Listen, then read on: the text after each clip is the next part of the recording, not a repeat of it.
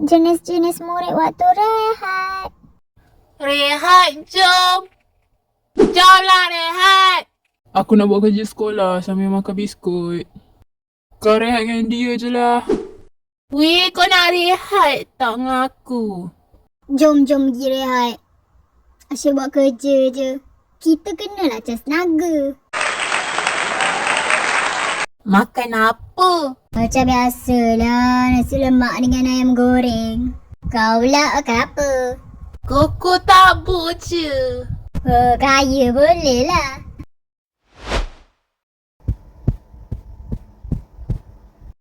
Main benda ni. Kita dah main cok piang. Tak dapat.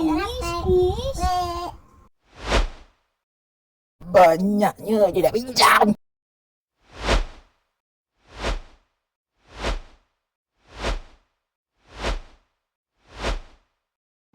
Jangan lupa subscribe.